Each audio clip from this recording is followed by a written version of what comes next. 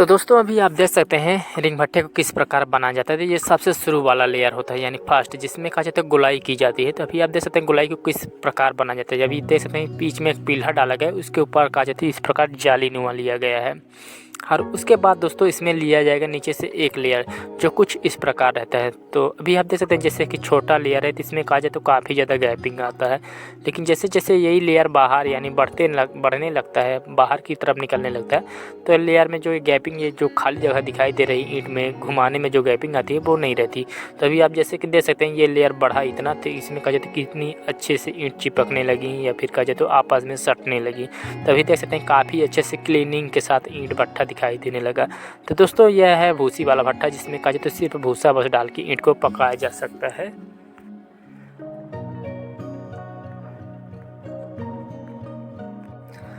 तो दोस्तों जो लगाने का इसका प्रोसेस है वो काफ़ी आसान है दिखाई देता है वैसे तो, लेकिन इतना आसान नहीं रहता है। यदि फर्स्ट बार इसको आप लगाते हैं तो काफ़ी ज़्यादा ध्यान देना पड़ता है। अभी याद देख सकते हैं ये सबसे नीचे वाला भाग है, जिसमें कहा जाता है यह पूरी ईंट टिकी हुई रहती है। तो अभी देख सकते हैं इन्हीं में कहा जाता है पूरी ऊपर से नीचे तक की ईंटों का भार रहता है। तो जो नीचे का पोजीशन रहता है उसको काफ़ी अच्छे से ध्यान में देखते हुए रखा जाता है। अभी आप देख सकते हैं इसमें कोई से कहा जाए तो बंद ईंट गंजाई की जाती है, यानी एक इधर से एक उधर से। और देख सकते हैं नीचे का जो गोड़ा होता है वो पूरी तरह खड़ी होता है, और एक जोड़ में कहा जाए तो 2 ईंटें आती हैं। जैसे कि अभी आप देख सकते हैं ये खड़ी ईंटें हैं तो इसमें कहा जाए तो 2 ईंटें आती हैं, यानी कट के इधर से उधर। तो इस प्रकार इसको खड़ी किया जाए। तो इससे तो आप इसमें एक एक ईंट भी खड़ी कर सकते हैं, आपके अनुसार इसको कितना मजबूती देना है उसके अनुसार। और अभी आप देख सकते हैं साइज और टेकन दोनों काफ़ी ज़रूरी इंपॉर्टेंट हो जाते हैं, क्योंकि आपका भट्ठा साइज में होना चाहिए, इससे ज़्यादा साइज ना हो। और जिससे कहीं पर ऐसा लगे कि नहीं यहाँ पर चिपक सकता है या हमारी दीवार इधर उधर ज़्यादा भग रही है, तो आप वहाँ पर टेकन निकाल सकते हैं। जैसे कि सामने में भी आप देख सकते हैं साइज के बाहर में एक टेकन निकला हुआ है, यानी कुछ ईंट कड़ी हुई है। जैसे कि यहाँ पर एक ईंट कड़ी हुई है ये वाली, तो आप इस प्रकार ईंट निकाल सकते हैं, क्योंकि यदि आपकी दीवार जैसे कि अंदर में चिपकती है तो उसी में आपकी जाके टिक जाएगी, यानी उससे अंदर नहीं जा पाएंगी। तो थोड़ा बहुत यदि लेयर इधर उधर होता है तो संभाल लेता है, जैसे कि वो टेकन होता है। तो ये टेकन कहीं कहीं पर कहा जाता है जैसे कि ज़्यादा हाइट पे किया जाता है, नीचे वैसे करने से कोई फ़ायदा नहीं रहता, क्योंकि नीचे से यदि आपका दीवार तिरछी रहेगी तो ऊपर जाते जाते तो हो सकता है आपस में चिपक जाए। तो ज़्यादा नीचे से ना रहे, क्योंकि यदि ऊपर में ही कुछ थोड़ा बहुत होता है तो आप टेकन से उसको संभाल सकते हैं या बना सकते हैं। तो दोस्तों वैसे तो टेकन का उपयोग किया जाए तो वही करीबन 5वें 6वें लेयर पे किया जाता है, क्योंकि नीचे से जो छोटा लेयर रहता है तो उसमें ज़्यादा उतना भार नहीं पड़ता। अभी जैसे देख सकते हैं भार पड़ने का जो मेन टारगेट होता है जो खड़ी ईंटें होती है उन पे होता है। और जैसे कि इसमें कमज़ोर ईंट यदि डाल भी दिया जाता है तो हो सकता है क्रैक हो जाए या टूट जाए, लेकिन ऐसा नहीं रहता कि लेयर गिर ही जाएगा। यदि क्रैक भी हो जाता है तो वो खड़ी की खड़ी रहती है। तो अभी आप देख सकते हैं जो बाहरी लेयर होता है उसमें भी साइज़ का बहुत रोल रहता है। यदि आपका साइज़ ज़्यादा हो जाएगा तो भूसा आपका जो होता है वो काफ़ी ज़्यादा लग सकता है।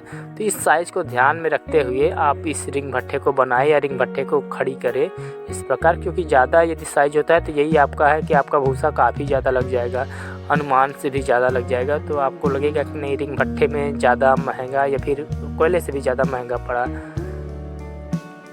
तो यदि एक निश्चित साइज पे इसको लगाया जाए, जैसे कि आपके एरिया की मिट्टी का ईंधन देख के या फिर कितना ईंधन लेती है उसके अनुसार यदि बना जाए तो काफ़ी अच्छा रहता है। जैसे कि यहाँ पर की मिट्टी का जो लेवल है वो कहा जाता है इतनी साइज देने पर काफ़ी अच्छे से पक जाती है।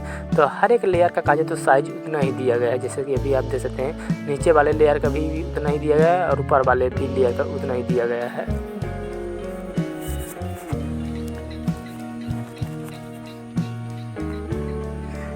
तो दोस्तों इसी प्रकार रिंग भट्टे के साइज को देखते हुए या फिर नज़र में रखते हुए आप यदि रिंग भट्टे को इस प्रकार उठाते हैं या बनाते हैं तो काफ़ी अच्छा रहता है। अभी आप देख सकते हैं बीच बीच में टेकन दिया गया है, जैसे कि दीवार इधर उधर चिपके ना।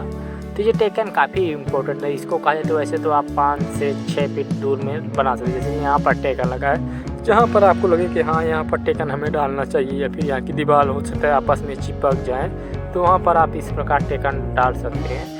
और ये जो भट्टे का चरण होता है वो 2 चरणों में होता है। जैसे कि अभी आप देख सकते हैं इसको एक लेयर पे खड़े होकर ऊपर वाले सबसे ऊपर वाले लेयर को उठाया जा रहा है, क्योंकि ज़्यादा हाइट रखोगे तो ज़्यादा हाइट आपको मिलेगा नहीं नीचे से गंजने पर। तो इसको 25-26 का यदि मैक्सिमम दिया जाता है तो इसमें आप काफ़ी अच्छे से इसको गंजाई कर सकते हैं। जैसे कि अभी आप देख सकते हैं ये जो चरण है ये दूसरा चरण है, यानी पहले चरण को आप नीचे से बना सकते हैं, लेकिन दूसरे चरण में कहा जाए तो आपको लेयर पे खड़े होकर ऊपर वाले लेयर को पूरा किया जाएगा।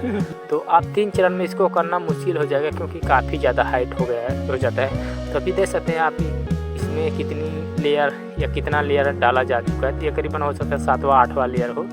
और भट्ठा भी अभी आप देख सकते हैं कितना अच्छा दिखाई देने लगता है, और लेयर का जो साइज़ होता है अभी आप देख सकते हैं कहीं पर कम ज़्यादा होने लगता है। तो दोस्तों जब भट्ठा आपका पूरी तरह कंप्लीट हो जाए तो आप इसमें भूसा डाल सकते हैं। भूसा डालने का जो प्रोसेस रहेगा वो दोस्तों ऊपर से ही रहेगा, क्योंकि आप नीचे से डाल नहीं सकते हो। तो ऊपर से इस प्रकार आप भूसे को भर सकते हैं, और भरने का जो तरीका रहेगा तो आप इसको पूरी तरह बीच में फुल भर सकते हैं। आपको किनारे वाला जो लेयर होता है उसको बस छोड़ना पड़ेगा, और जो ऊपर का लेयर है उसको पूरी तरह पैक कर दें। यदि मौसम ख़राब होता है तो और उसको पूरी तरह, क्योंकि इसको आप ढक नहीं सकते। यदि ढक भी देते हो, यदि थोड़ा बहुत पानी लीकेज होता है, पन्नी या पानी का रिसाव होता है, तो काफ़ी ख़राब होता है, क्योंकि आप समझते हैं नीचे का जो गोड़ा था प्योर कच्ची ईंट का होता है।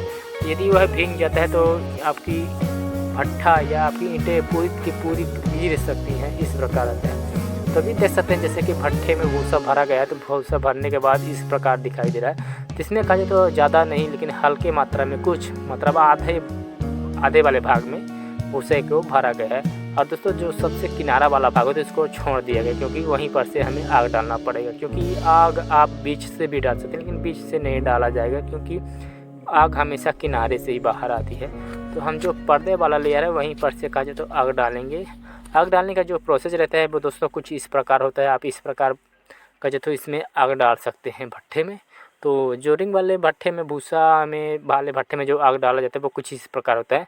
और दोस्तों जो पर्दा लगाया जाता है वो आप इस प्रकार इसको बंद भी लगा सकते हैं, या इस प्रकार खुला भी लगा सकते हैं। तो अभी कहा जाता है दोस्तों गर्मियों का दिन या ठंडियों का दिन हो सकता है, या आंधी तूफान का दिन हो सकता है। तो जैसे कि आंधी का तूफान यदि वाला दिन हो तो आप इस प्रकार जाली की तरफ पर्दा ना लगाएं। यदि जैसे कि आपको पता चलेगा अभी ठंड का समय है, तो ठंड के दिन में आंधी तूफान ना आए, तो इस प्रकार आप बिना जाली मतलब जाली वाला पर्दा भी डाल सकते हैं। तो अभी कहा जाए तो ये मौसम मतलब उतना आंधी तेज़ तूफान वाला दिन नहीं है। तो देख सकते हैं किनारे किनारे में ईंट रखी हुई है इस पर्दे को ऊपर करने में। तो जैसे जैसे कहा जाए तो आग ऊपर चढ़ेगी तो ऐसे वैसे कहा जाए तो इस भट्टे को हाइड किया जाएगा। इसमें कहा जाए तो आग डाली जा चुकी है, तो यह भट्टा कहा जाए तो प्रोग्रेस में है, यानी कहा जाए तो इसमें आग चल रही है, तो यह पकने के कगार पे है। दोस्तों इसको जो पकने का प्रोसेस है वो करीबन 15 दिन तक का रहेगा, यानी 15 दिन में कहा जाए तो ये भट्टा पूरी तरह कंप्लीट हो जाएगा। तो अभी आप देख सकते हैं इसमें कहा जाए तो आग चल रही है। तो इसमें कहा जाए तो अभी सुबह शाम कहा जाए तो भूसा इस प्रकार डाला जाता है। तो भूसे को आप ऊपर से ही डाल सकते हैं, कभी भी डालेंगे तो ऊपर से ही डालेंगे। जैसे जैसे भूसा जलता है तो वैसे वैसे कहा जाए तो भूसा कुछ कम होने लगता है, तो आपको पुनः उसमें भूसा भरना रहता है। यह प्रोसेस आपको 2 हफ्ते तक काफ़ी ज़्यादा करना पड़ता है, सुबह शाम। और 15वें दिन कहा जाए तो एक दिन ऐसा हो जाता है, 14वें 15वें दिन में कहा जाए तो ऐसा हो जाता है कि आप उसमें भूसा नहीं डाल सकते, क्योंकि पूरी तरह जल के भर चुका रहता है। तो जब आपका भट्ठा पूरी तरह भर जाए या जल जाए तो समझ लेना कि आपका भट्ठा पूरी तरह पक गया है। यानी जब तक आप उसमें भूसा डलता है तो आप उसमें डालोगे, जब भूसा उसमें जाएगा ही नहीं तो आप उसमें नहीं डाल सकते। तब आप समझ जाना कि आपका भट्ठा पूरी तरह कंप्लीट हो गया है या फिर पक गया है।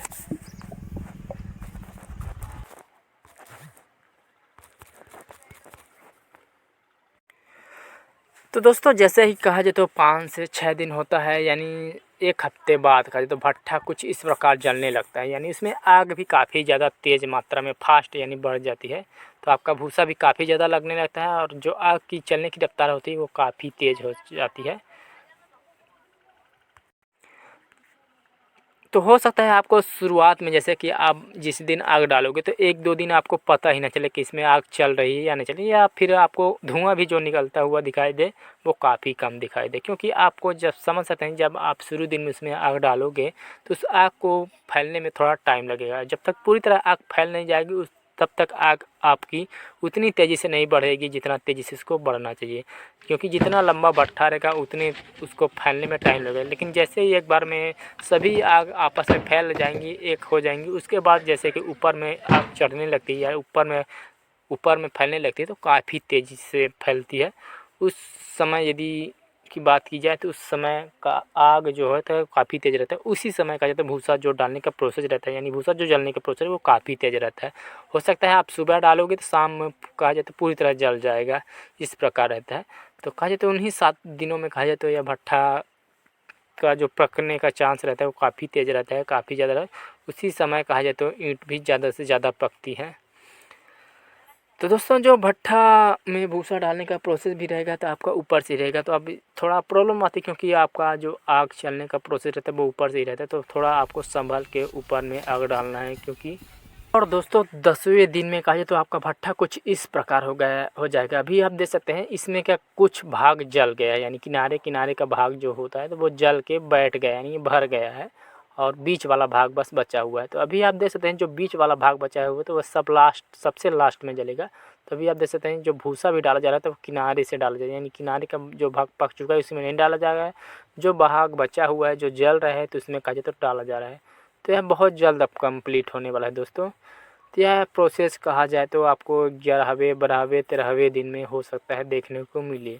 और जब पूरी तरह यह भट्ठा कंप्लीट हो जाएगा तो आपको देखने को मिलेगा कि ऊपर का जो प्रोसेस है वो पूरी तरह काला काला हो गया है, यानी भूसा जल गया है। अब उसमें भूसा डालने की जगह नहीं, क्योंकि वो पूरी तरह जल जल के राख में भर गया है, यानी राख भरी हुई है, इस प्रकार रहेगा। तो आप समझ जाना कि आपका भट्ठा पूरी तरह कंप्लीट हो गया है। तो दोस्तों आज की वीडियो में बस इतना ही था, मिलते हैं किसी नेक्स्ट वीडियो में।